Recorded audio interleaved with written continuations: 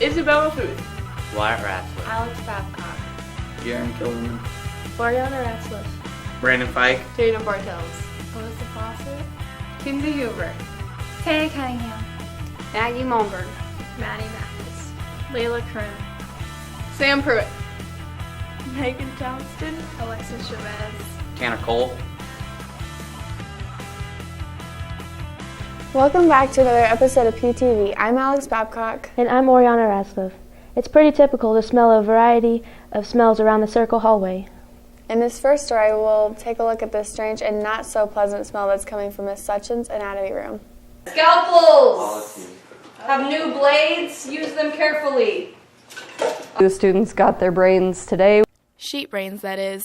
The anatomy students explore the nervous system by dissecting sheep brains. We'd been talking about the nervous system for the past week, and today was the end of the nervous system, and they just got their brain and cut it open, found all the parts. They'd been looking at diagrams, so this just kind of gave them a hands-on model to work with. Well, the brain was pretty gross since it's a brain and it's squishy and it smelled really bad.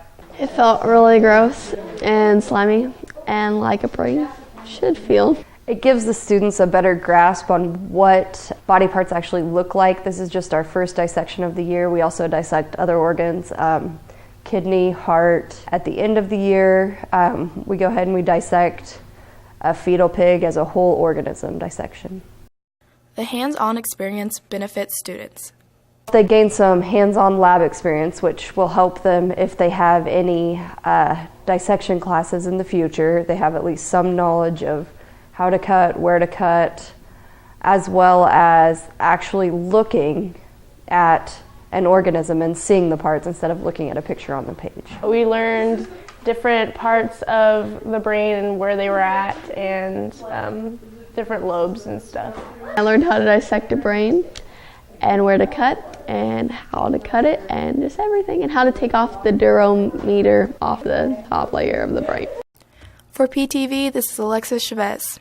Although they aren't ready for scalpels and dissections yet, the elementary and middle school students are also learning about science in interactive ways.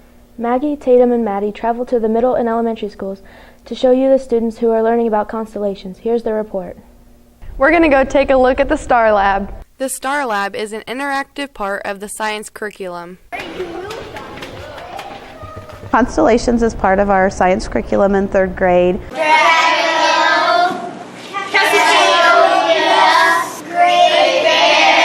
Circumpolar or constellations that we see all year round.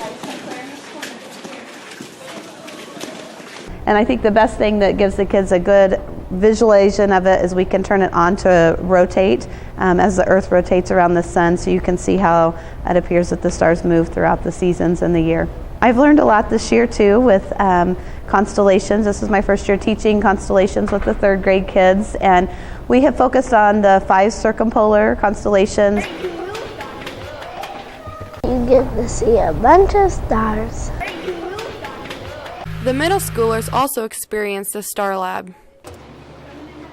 We've been focusing on constellations. They worked with stars. So, for example, tomorrow we're really going to focus on stars because they've learned about red and blue stars depending on their brightness from the Hertzsprung-Russell diagram. My favorite part is learning about the constellation that I picked to write my own story about. For PTV, this is Tatum Bartels. Sometimes I think it'd be easier to be an elementary school student again. I know, I especially miss recess. Yeah, well, Mr. Sides' class took a break from the normal school routine. They traveled to area businesses to learn about investing. Mr. Sides is challenging his investment class to create a business plan in the community. Well, the investing class is a new class this year. I've just kind of come up with ideas, and we've got some ideas from the Phillips County Youth Entrepreneurship Challenge to do a competition. So we're spending here the last 3 weeks or so working on this challenge where the 3 students will come up with a product or a business idea and give an elevator pitch to the judges and stuff and have a possibility to win some money. The students have been having fun taking some trips and looking at different investing ideas. We started with Edward Jones, and he talked about stocks and bonds and stuff like that. But in this challenge, Ronnie Gazee's actually helped us and showed us some buildings in the community that we could use to possibly start a business. And this is just a good opportunity for the kids to see how a business starts, and the Phillips County is doing this challenge to help bring businesses to the small community. We came up with the idea for a fun center and to have like bowling because when we first went to the Brook building and we got to look inside it, we just saw how big the building was, and we thought it was an ideal place to have different activities. Well, investing is a very important topic when students get out on their own and making money. They want to continue to make money, and by investing in stocks and bonds and all the other different ways to invest, hopefully when they get older and be able to retire and live a good life. For PTV, this is Matt Blair. Another PHS student learns about money too, through her experiences at her after-school job. We head to Mason Miller to find out what our classmate does. Elizabeth Leidig has a unique job. I work at Mason Miller's, and I scan papers, I babysit, and I do a lot of different things, like file or copy papers or stuff like that. Elizabeth tells us how she got her job. I applied to White's and to the Oriental, and so I got those two jobs. And then Dennis offered me a job here, so I quit at the Oriental and I worked here. I work here during the summer every day from 8 to 5, and then during school I work here from 3:30 to 5. I really like babysitting. I like to take care of the kids and to play with them. Where are you at? There you are! For PTV, this is Oriana Ratzlaff. Last week, students and faculty attended an assembly. It taught us how quickly life can change through distracted driving. It's not just a text. Julie Breitenstein and her son Austin shared their story about texting while driving, which all started when Miss Breitenstein got a call no parent ever wants to get. The next words that came out of that phone sent chills down my spine. Texting while driving changed the Breitensteins' lives forever. You have to look past the text, because that text created this. Austin's brain was severely damaged in the crash, and he spent many months in the hospital trying to recuperate.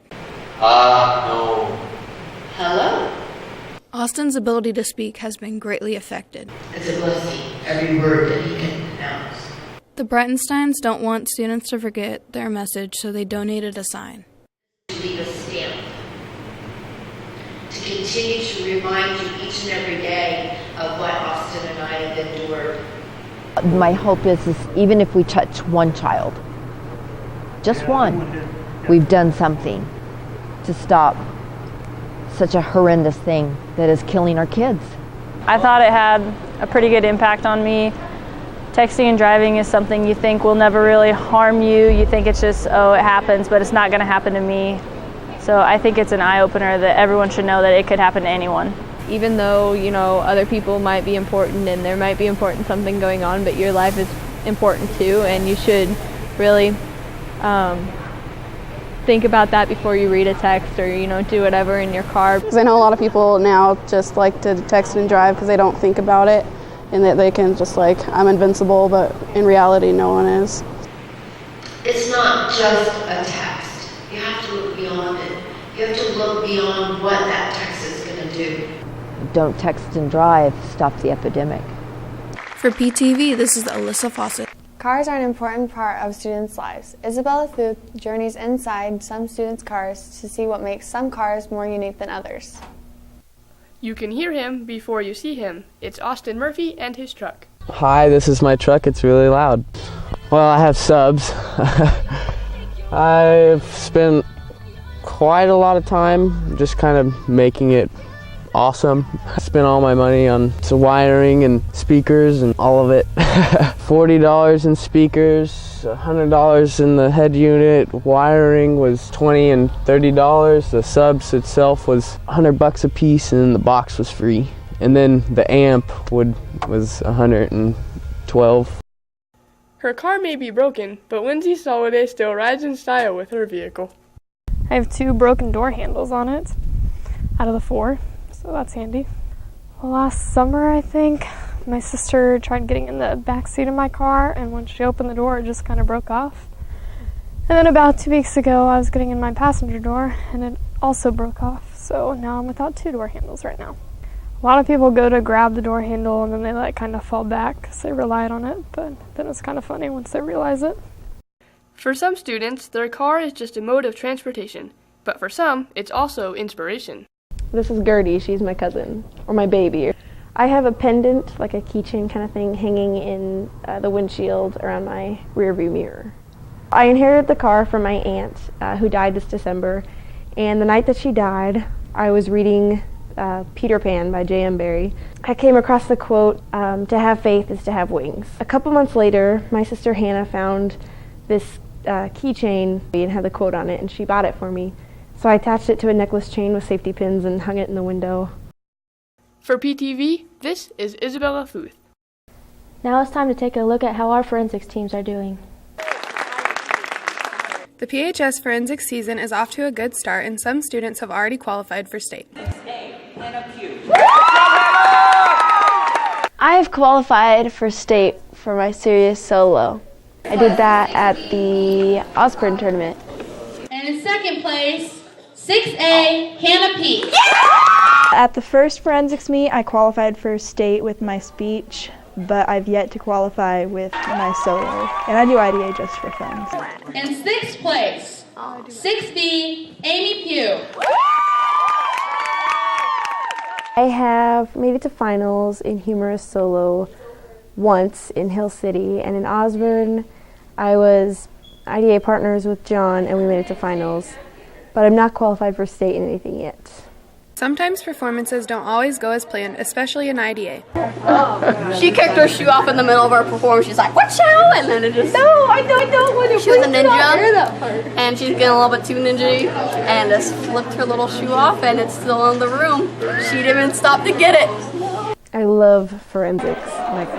It's really fun, and it's a great opportunity to bond with people, and I love acting. It's one of my favorite hobbies. I love forensics. It's a really good opportunity to get out there and meet new people and express who you really are. Finally showed up to one of our forensics tournaments, and she double broke, so boom! For PTV, this is Kinsey Hoover. Earlier this week, our basketball teams had their final home game. Seniors and parents were recognized for all their contributions to the team. Megan Townsend has more on this story. Seniors and parents were recognized for their contributions at our last home basketball game earlier this week. Along with senior night, Lucas Jacobs also received his official invitation to the Shrine Bowl. Luke, on behalf of the thousands of Shriners who make the Kansas Shrine Bowl possible, I invite you to be a Kansas Shrine Bowl All-Star and congratulate you on being selected by the media and Shrine Bowl coaches to get this invitation. Then it was time to face off against the Stockton Tigers. The seniors made the special night count as Mindy Gower got the Panthers going with a nice jump shot. And senior Cassie Wells finds Gower on the break for another 2 points. Also in the first quarter, senior Colette Keaton gets the assist to Cassie Wells, who drains the 3. With 2 seconds left in the game, Swanson finds Mindy Gower for a buzzer beater 3. In the second half, senior Cassie Wells gets the steal and passes ahead to Dakota Wilkinson, who gets the bucket and the foul. The Lady Panthers win 47-38. In the boys' action, senior Sam Sage gets things started with the 3-pointer. Then senior Ian Chestnut passes to fellow senior Caden Valley, who drains the 3-point shot. Ian Chestnut adds another 2 on this offensive rebound putback.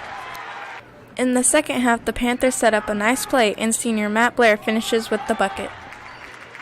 Sam Sage adds 3 more points to the Panthers' total. And with this long-range 3, Jaron Kellerman breaks the school record for most 3-pointers made in a single season, beating Jared Abel's record of 56. The Panthers come up short, 51-67. For PTV, this is Megan Townsend. The wrestling season is also winding down. Last week, wrestlers went to Norton to compete in regionals. Brandon Fike reports. Panther wrestlers recently traveled to Norton for regional wrestling. After a rocky first day, 5 Phillipsburg wrestlers battled their way back to get into the consolation semis. Freshman Josh Lenker scores 2 points with a takedown. At 1:06, Josh Lenker went 3-2 for the day. Sophomore Mark Coombs also scored 2 points with a double leg takedown. At 1:60, Mark Coombs went 2-2 for the day. Freshman Kurt Coombs fights to get his opponent flipped over after his takedown. Wrestling at 195, Kurt Coombs went 3-2. Senior Luke Jacobs puts his opponent into a cradle for a pin. Senior Luke Jacobs at 220 went 3-1. Junior Connor Boxler gains 2 points with a reversal on his opponent. Wrestling at 285, Junior Connor Boxler went 2-2. Luke Jacobs won his consolation match to advance on to state. For PTV, this is Brandon Fike. Good luck to Luke Jacobs at state wrestling. This week is also National FFA Week. The PHS FFA students have planned a number of activities throughout this week. Tanner Cole has more. It's National FFA Week, and Phillipsburg FFA members planned special events. Chicken Checkers was Monday's activity.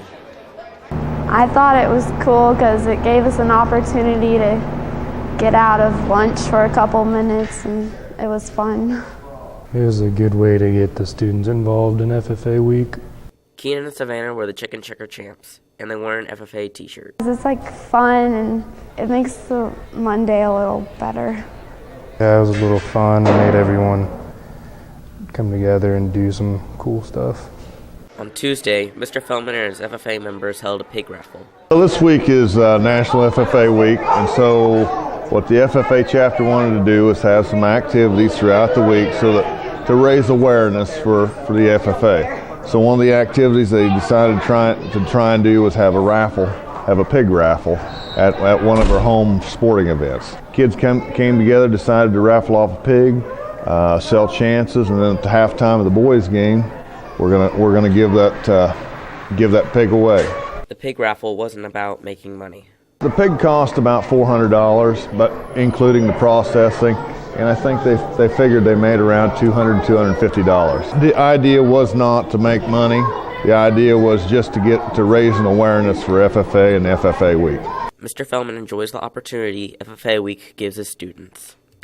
So far, and the kids enjoy it because they get to be involved with all the kids around school, and so I think it's been a fantastic opportunity.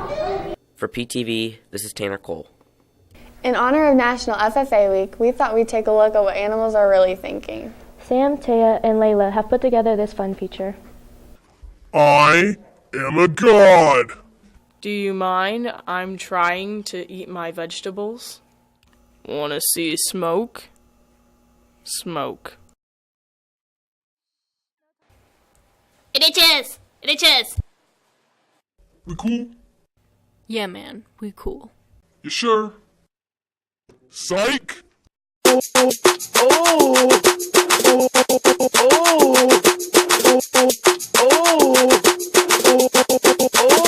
Yeah! I'll never let them cut you down. Salty. Ain't nobody got time for that. Ain't nobody got time for that. Ain't nobody got time for that. What do you think you're doing?